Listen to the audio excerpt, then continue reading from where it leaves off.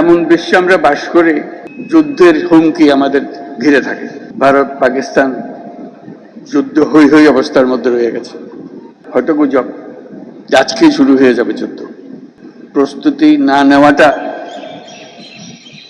আত্মঘাতী। আধা আধি প্রস্তুতির কোনো জায়গা নেই। সবার সঙ্গে দেখা করার সুযোগ পেয়ে এবং আপনাদের প্রস্তুতি দেখে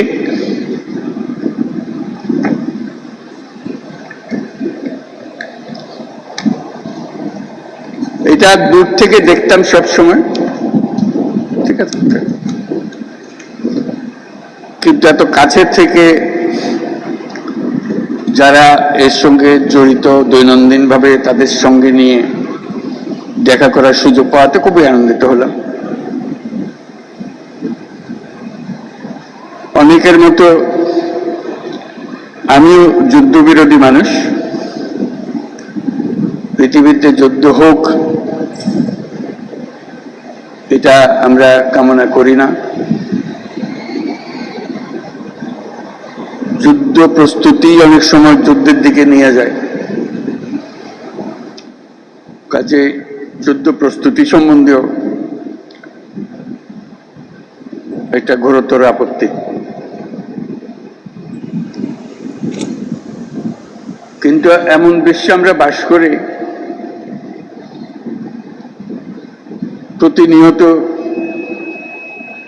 যুদ্ধের হুমকি আমাদের ঘিরে থাকে। তো সেখানে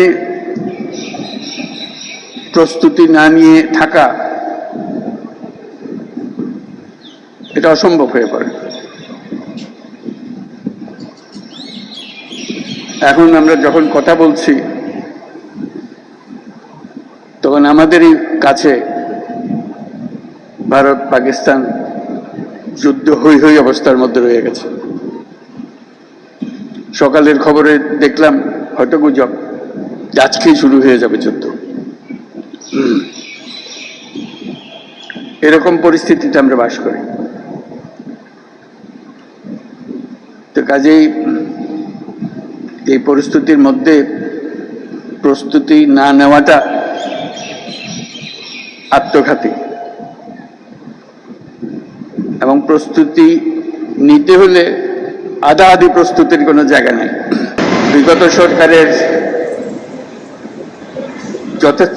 যথেচ্ছাচারের কারণে যা ছিল তাও লুটপাট হয়ে গেছে।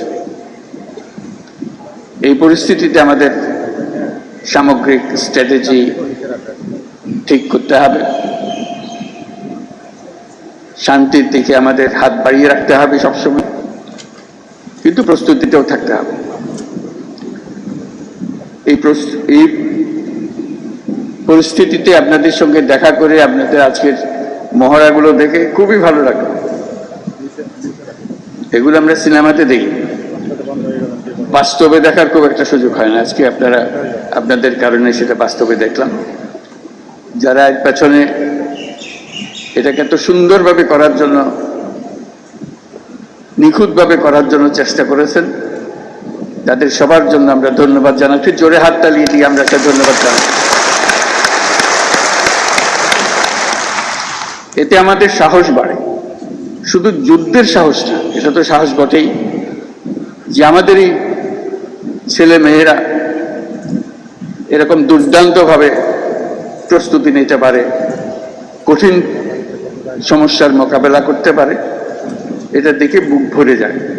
আমরা যারা আজকে বাইরের থেকে আসলাম, আমি নিশ্চিতভাবে বলতে পারি তাদের সবার বুক ফুলে গেছে যে আপনাদের কৃতিত্ব দেখে, আপনাদের নিখুঁত ম্যানুভারিং দেখে। কাজে সেই অনুভূতিটা আপনাদেরকে জানি।